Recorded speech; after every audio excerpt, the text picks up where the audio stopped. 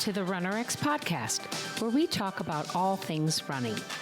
As many runners know, it's 90% mental. So join Coach Valerie and Coach Caroline as we go through the mental side of running. Welcome back to the RunRX podcast. I'm your host, Coach Caroline, and I'm here with Coach Valerie.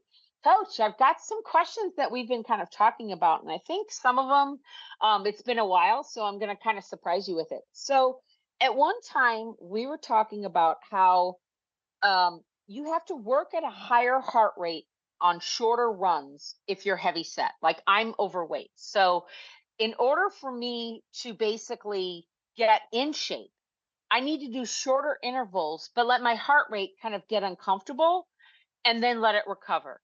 And then you said I need to do it again. Can you kind of explain that? Like, as a heavier person, like, my heart rate you were saying, has to get higher for shorter intervals, not for these long intervals.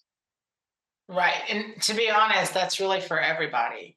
Okay. So but the reality is that, say you're just getting started with running and you're overweight. And so with running, it's all about managing body weight. Right. So if I have extra body weight, then I am going to be, there's going to be more impact. There's more load. It's more exertion. It's just, everything's harder. And you know this because you feel it, right? Right. So I tell people that when you start to learn running, instead of thinking, I'm going to try to run a mile, I'm going to help you run 10 seconds or to the next tree, or, something where you can manage it. However, your heart rate is going to go way high, especially if you're not gotten conditioning, right? I'm just getting started. So people always with running, it's their breathing. I'm winded.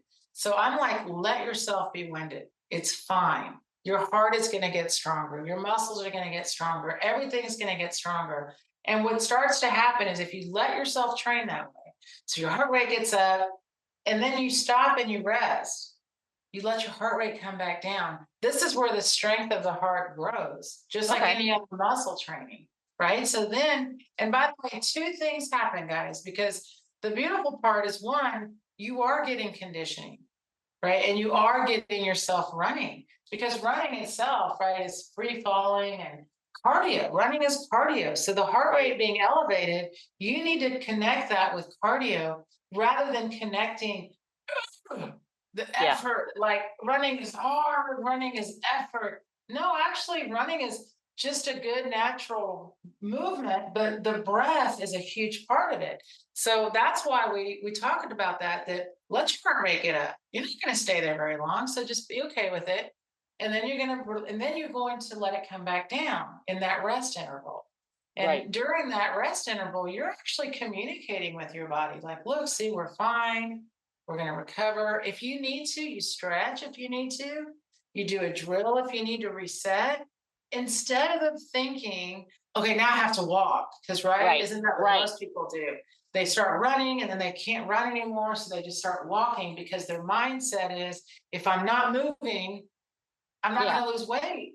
I'm not going to get conditioning, or I'm going to miss out on that. And then our thing is this, that the fun part is, what happens, guys, is that you get stronger, you get more conditioned, you get all of that good stuff, like VO2 max goes up, everything you want is there. It is.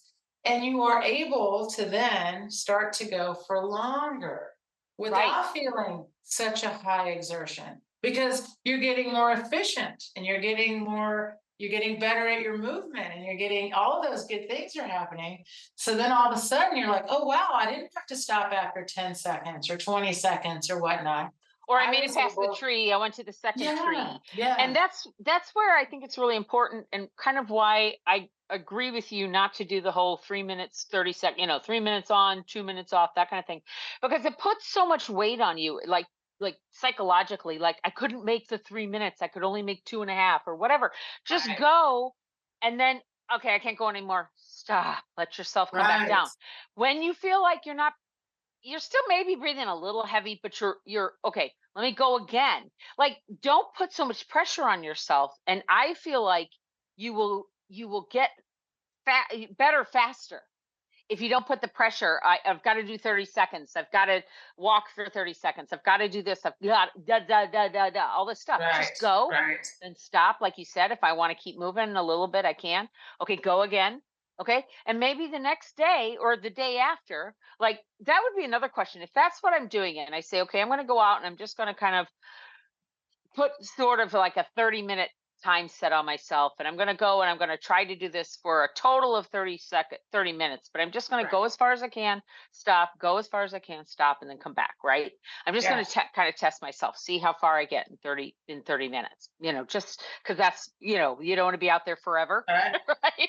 And maybe it's Yeah. only 10 minutes the first go around, but should I Right. do it every day, or should I do it like every other day? Like what would be better for like Every other. I fasting? wouldn't. Every Right. other. I wouldn't every day. Again, now you're making it like an assignment. So Right. here's something. Let me just go back. I want to put something together real quick. Okay. So they're always recommending like we should all take so many steps a day. Right. Right. And at first it was, we all needed 10,000 steps a day. And it didn't matter how you got them, but you needed them. So all of a sudden everybody got their Fitbits, right? And they were like, Yeah. I am going 10,000 steps a day. And, and it wasn't even like, this was supposed to be on top of your exercise, I think. I can't remember Yeah. now, but whatever it was. And then I kept thinking, don't just jump out there and do 10,000 steps, learn how to do an efficient step, like make your steps count, right? Yeah. But it's the same thing. We all want, for some reason, like we don't feel we did anything unless we did a whole bunch of it. Right. So I think that limits people on starting because they think, well, I can't run a mile, or I can't run Right. this distance, right? And You then can't go we that say, long. I can't and- go for 10, 30 seconds. I can only right, go for 10. right. But on the other hand, I'm a runner too, and I get it. And like my watch broke, I haven't gotten it fixed, but I probably will. We love some kind of goal because Yeah. it is fun to meet a goal, right? There's also that feeling of I did it, I hit the 10,000 steps, or I hit whatever. So when we introduce running to people, we're like, this is just for your running practice. If you want Right. to go walking, please go walking, or or you want to ride the exercise bike, or you want to do some cross training that you feel good on and you want to do that, we're happy for you to do that. But what we want you to understand is that to learn to run, we want you to run. Right. So say you do set it for 10 minutes or 30 minutes or whatever it is and then we give you a range. We're always like, do 10 to 30 minutes where you're really just running. And when you cannot run, you don't run, but you don't keep moving. You actually stop and you recover and you rest and you reset and then you run again, because that is what you're working on.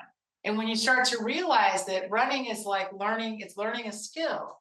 Yeah. Right. So if I just keep trying to push through it, or if I just go out there and it gets hard and I go walk, or I switch to walking, which is fine, we're not negating that, but it's not going to help you learn to run. Right. So, right. And so I wanted to get back to that just to make sure people understand that we are not telling you, we want you to just, this is, but what's so cool. And Caroline, I think you've gone through this already when you first started. You start to get that the confidence and the comfort of running efficiently starts, in my mind, to overtake the volume or the distance. Right.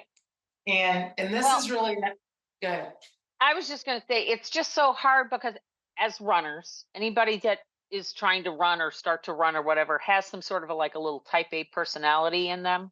We were talking about that a couple of weeks ago. Like, I'm kind of a B plus, I think more like a C plus. But anyway, like I see it in my husband as he's trying to get fit, he has to do it every day and he can't just stop. He has to walk. And then of course, even when he's walking, even if he decides not to run, because maybe he's feeling a little out of sorts and he wants to just walk, he has to walk like super fast. Like, like he can't just be deliberate, intentional. So can you talk about that? What you mean by the whole intention is to get you running. So why is it okay to stop moving to let your heart rate come down? The intention of that, what you're doing for your heart, as opposed to I'm going to keep walking, I'm going to keep moving, I have to keep. Right. Just adding that extra cortisol. Yeah. Well, because what most people want with running, right, is what they see kind of on the commercials or however you want to see it. And people are out there running a marathon and they just look like they could just Yeah. walk in the park and run, and it just looks so effortless. So we all want that, right? That's what we want in the run. And the struggle is, by the way, it's a struggle to get there. So I think most runners would tell you that. The hard part is when we are not moving, we feel like we are not doing. Right. And if I'm someone that's like, I'm trying to lose weight, then in my mind, I'm like, I have to exert, I have to exert, I have to exert. Well, I try to help you with the mindset of, well, if you just focus on the movement, then when you're moving and you get into the movement, you'll want to do that movement more and you'll be able to do that movement more. So to help someone with that, one is you have to buy in. Like, let's just be fair. Let's just be real. You have to buy in. So if you're like, I really have to walk, Valerie, I really have to walk. I got to get my steps in. Well, go get your steps in. We don't care. Go do it. But then when you're going to focus on running and you want to do this run practice, let's make it intentional. And it's also, by the way, guys, why we give you drills, because we're like, what you can do first, if you feel like, oh my gosh, I can't keep running, you try a drill. If I can't keep going, I just full stop. And when you start to let yourself do that, every time you restart your run feels really good. Yeah. So you start to realize, and anyone that trains for speed, anyone, elite athletes, all of them, they all interval train. It is part of training. And if you make that how you start your training, I'm telling you, you never see it as, oh, I have to do intervals. You see it as, oh, yay, I get to do intervals. And then those tempo runs, I'm telling you, they really do become easier because you're learning how to do the movement. Instead of thinking running is just something to get through, which is what it becomes, right? Right. Not enjoying myself. I'm out of breath or something hurts or whatever it is, but I'm going to push through. Then that's not running anymore. So then we're trying to help you feel the running. And maybe it's right now for 10 seconds. But we don't care. I promise then it'll be 20 seconds and it'll be, you'll get there.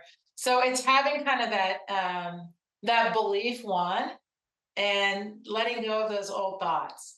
Well, and I think too, just to kind of wrap it up, one of the things that I learned, when I was running more often and really racing and stuff like that, is that you begin to learn in a race, because depending on if it's crowded, if there are people in front of you, you're trying to get around somebody, your speed isn't constant. Sometimes you're able to, I've got an opening. Okay, I can go a little bit faster. And then other times, I've got some walkers, so I got to go around, or I've got to slow down. Right. That is intervals, guys. That is that stop and start. And it just happens. So if you get good at that, meaning you start really working on like that slow back and forth, stopping and starting, slowing down, easing off, falling more, those kind of things, and really enjoying what is running, I think it can be really powerful. And I think you can get out there running longer, more efficiently, effortlessly, faster. So if you are interested in learning how to run pain-free and you haven't joined us yet, go to runrx.fit. That's runrx.fit. And if you have any questions and you'd like to ask us and have us answered on the podcast, email support@runrx.fit. Thanks, guys. Thank you for joining us on the RunRX podcast. If you'd like to know more, join us at www.runrx.fit. And if you have additional questions that you'd like answered on the podcast, email us at support@runrx.fit.